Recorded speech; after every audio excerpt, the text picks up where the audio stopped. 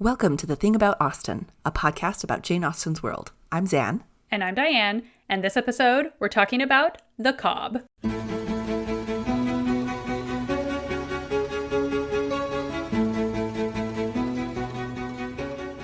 So we are headed back to Persuasion in this episode, and the scene in question for today, we have Anne visiting her sister and the Musgroves at Uppercross when Captain Wentworth mentions that he will be visiting some of his Navy buddies in the nearby coastal town of Lyme Regis.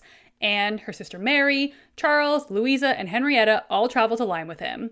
You gotta hand it to the Musgroves. They're very good at getting themselves invited to parties. If they want to be there, they will be there. There, the group gets to enjoy the town and its signature harbor feature, the Cobb.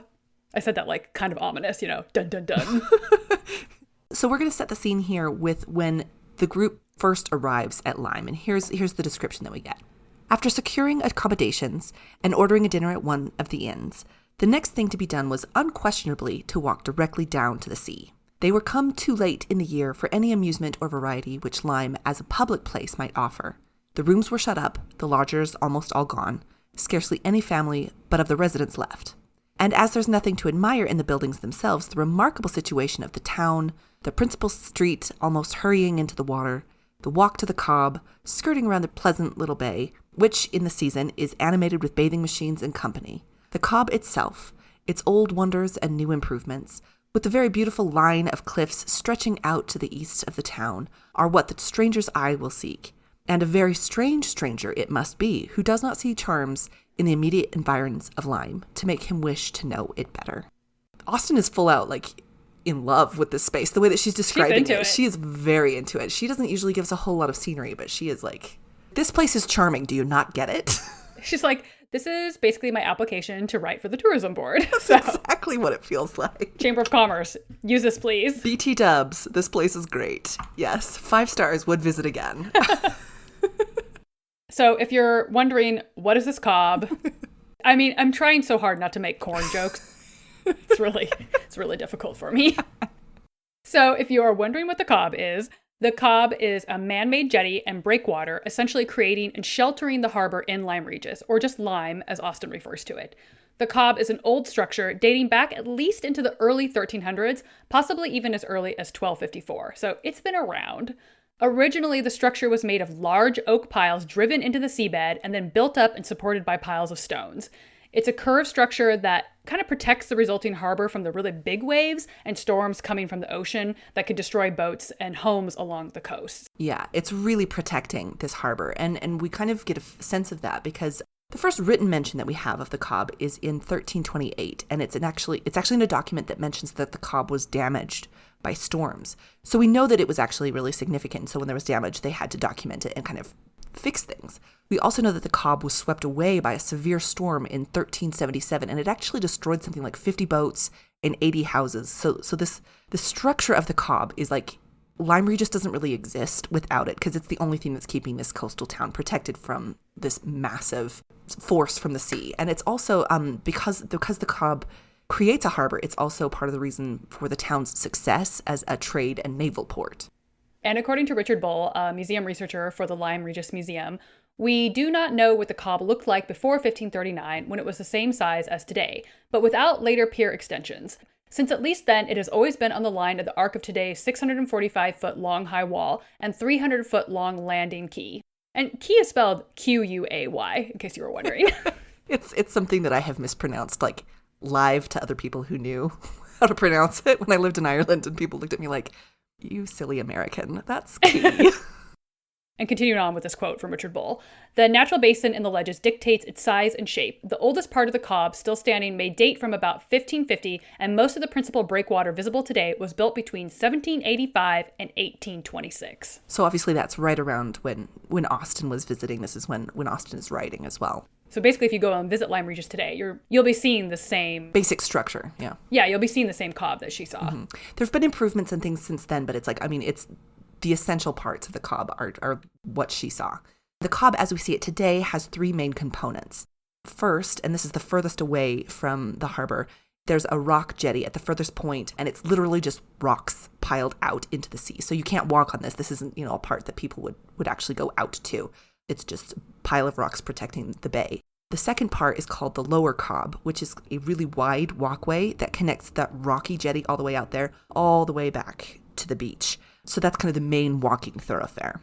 But the third part is the Upper Cobb, which is also a walkway, but it's something like 6.5 feet higher than the Lower Cobb.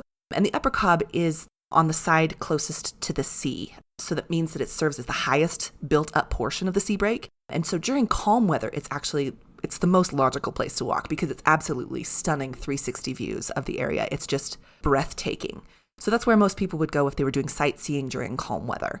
But during stormy weather or windy weather, you would want to come off from the Upper Cobb down to the Lower Cobb in a hurry because the stones up there are smooth-ish and there's a slight slope in towards the harbor. So like you just don't want to mess around up there. Like it's actually a somewhat dangerous place during stormy weather. You would definitely want to be wearing shoes that are like, have good grip. Good grip, yes. Lyme Regis also has a long history as a trade town. So the town was most prosperous from the 16th century until the end of the 18th century. And as recently as 1780, it was actually larger than Liverpool. The town declined as a major port after this, since there was little space or possibility for expanding the harbor to accommodate more trade. So the southern arm of the Cobb was added in the 1690s, and then it was rebuilt in 1793 following its destruction in a storm. Like there was plenty of storms that came in there and did destruction to the Cobb, and they had to kind of rebuild and rebuild. But because of this major construction that was happening in 1793, that's when Austen goes on to describe the Cobb a little bit more, and she actually describes it as the new improvements. So she's referring to the improvements that happened after this massive storm, and that's the big starting of the construction of the Cobb and rebuilding up that protection from the sea. So in Lyme, shipbuilding becomes a particularly significant industry for Lyme as a town because between 1780 and 1850, they had around 100 ships that launched from Lyme, including a 12-gun Royal Navy brig called HMS Snap, which I just kind of love that name, Snap.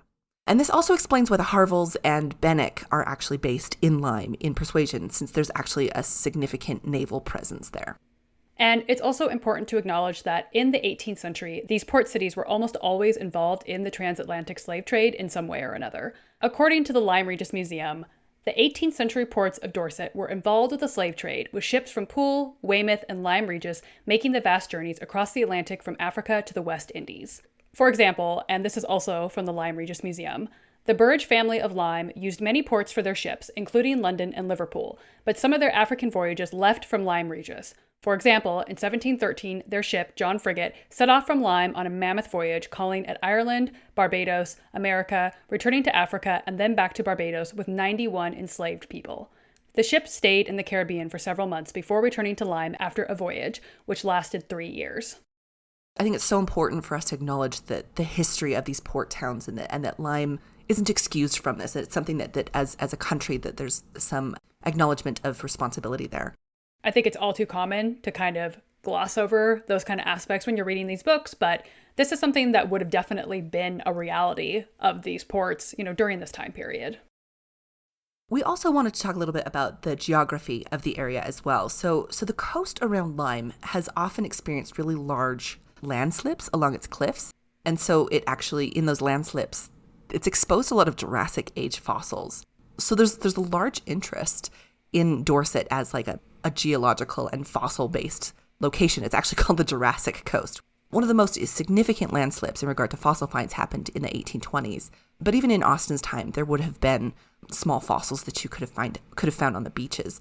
One of the most prevalent and common forms of fossils is the ammonite, which is kind of like the nautilus shelled kind of shape.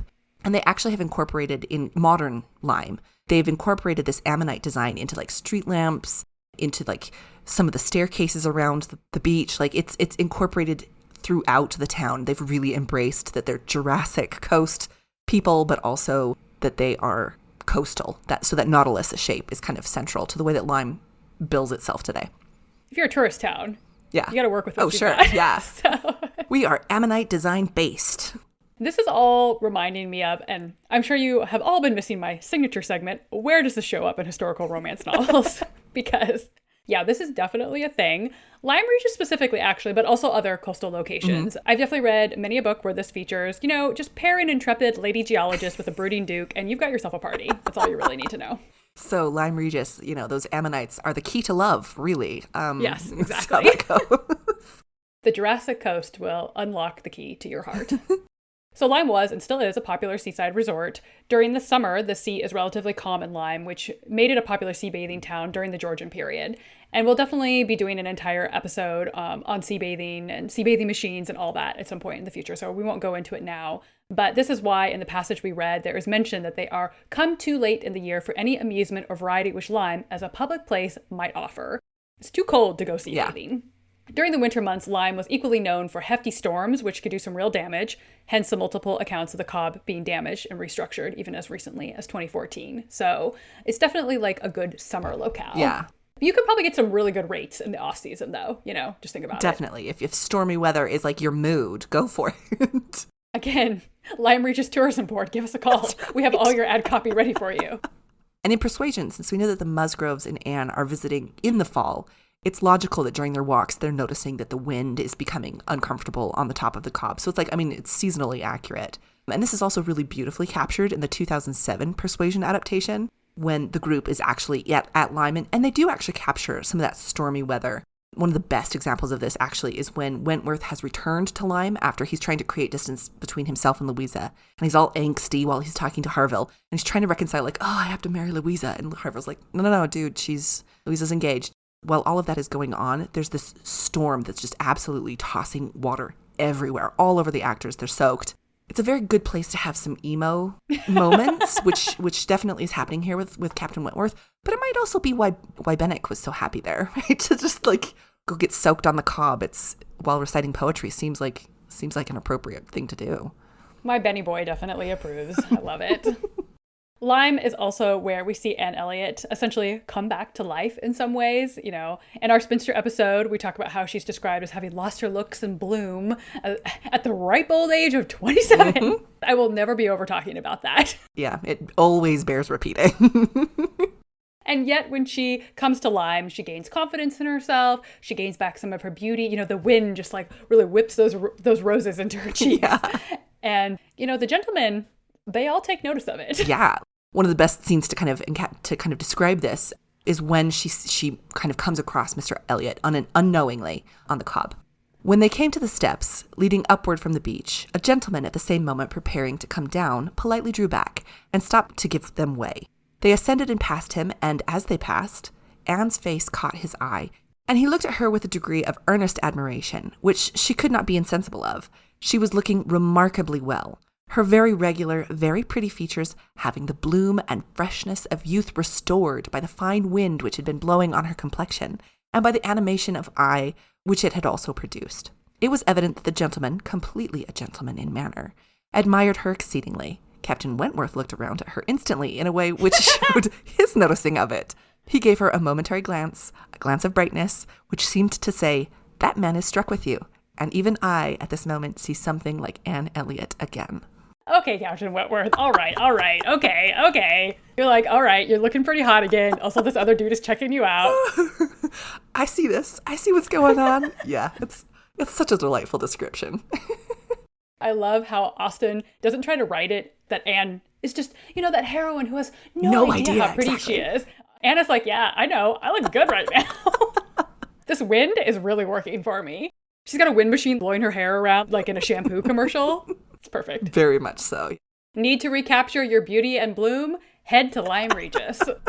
Looking to recapture the loveliness of your lapsed looks? Head to Lyme Regis. Bloom and bow restored. Oh, wow. See, we've got all the copy that we need here. We got so much material. It's fun to think that Austen may be sort of paying homage to the sea as a restorative here. Mm-hmm. She's really giving Anne this time to shine, really making her the center of attention of all these admirers. And especially because once the crisis with Louisa occurs, she really steps up and becomes this force for reason and calm that really makes Wentworth remember oh, this is also why I was into you. Yeah, she's in control and it's really the strongest moment for her. She is like an ER nurse in this moment. Yeah, she's doing full-on triage here. Absolutely. Yeah, and I think that is why Wentworth has to look at her again, and from here on out, he's like, oh yeah, there's a lot of things that I really do admire about Anne, and it has nothing to do with the looks, although that's a perk, having come from Lyme Regis. Hey babe, it's a perk that you're looking good again, but I just want you to know that I'm so into you that even if you still look like a haggard old crone, I'd still love you.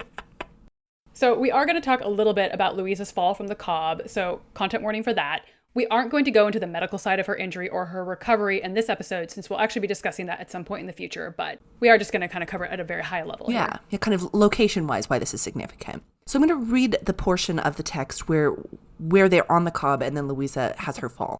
There was too much wind to make the high part of the new Cobb pleasant for the ladies, which again, that makes sense now that you know a little bit more about the location here.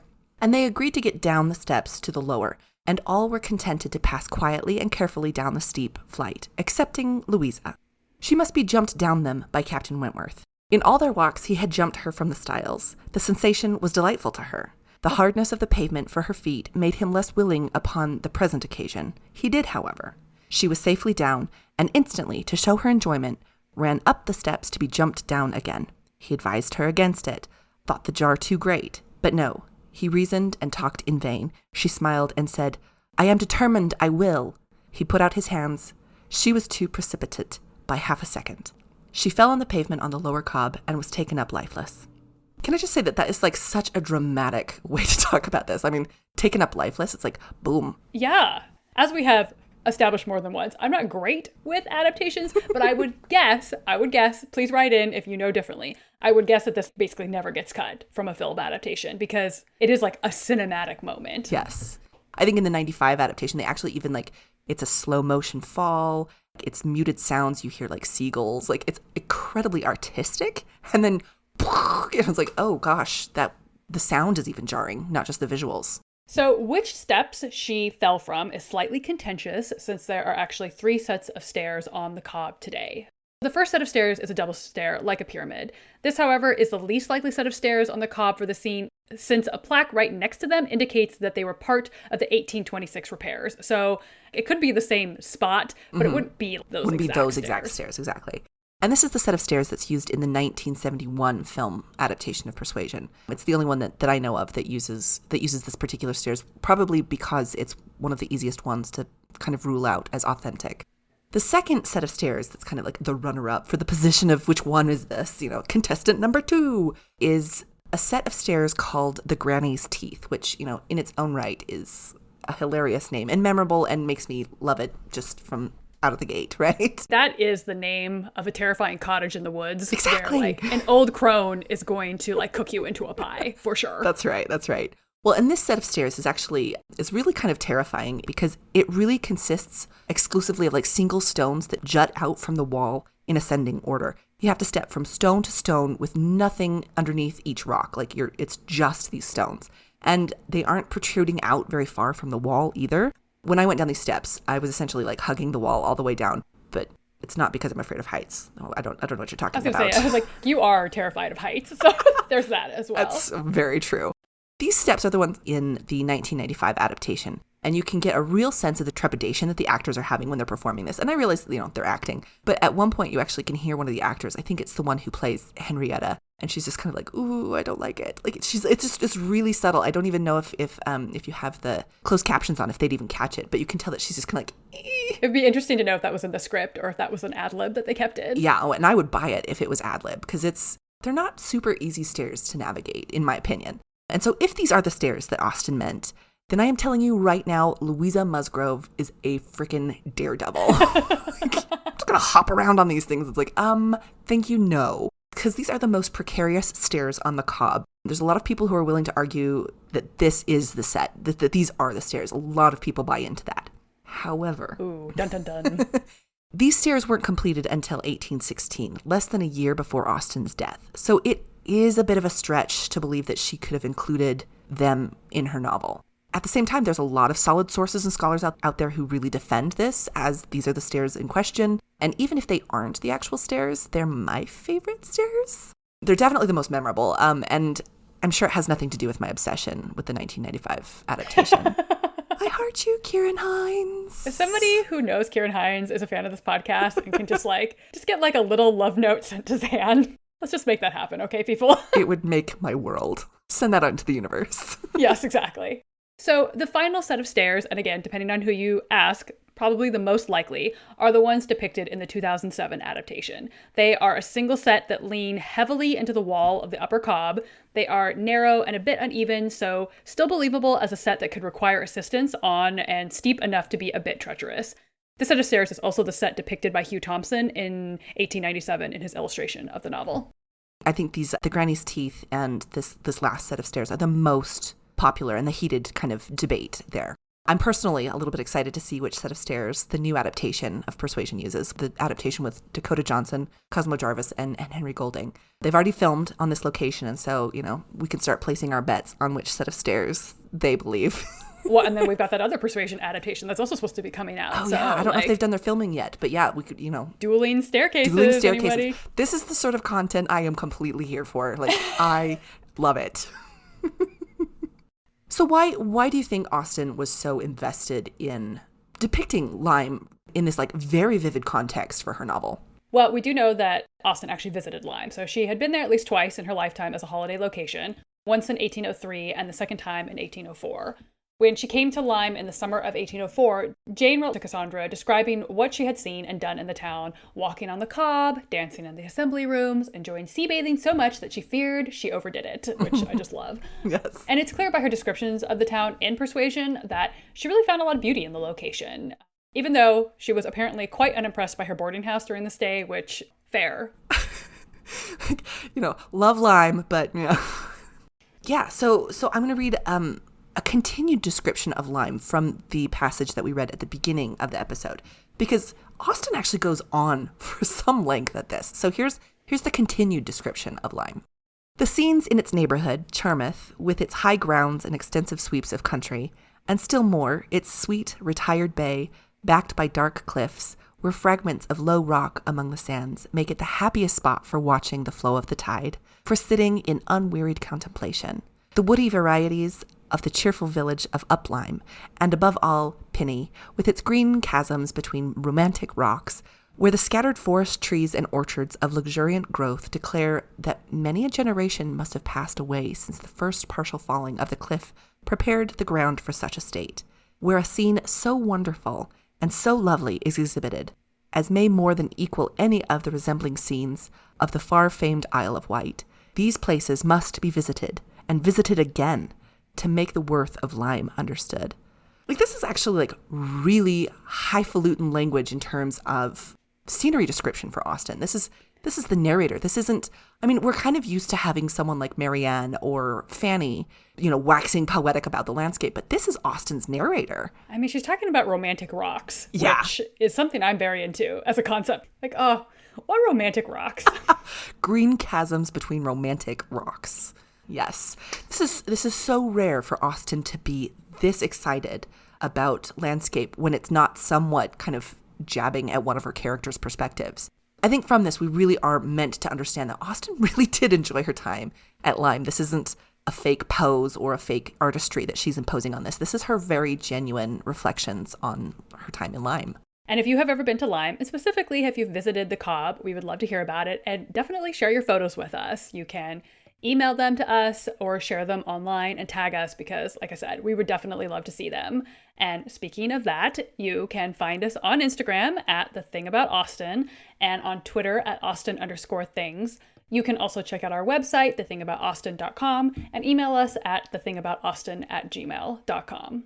Stay tuned for next episode where we'll be talking about Emma's unfinished artwork with our next guest, Georgie Castilla.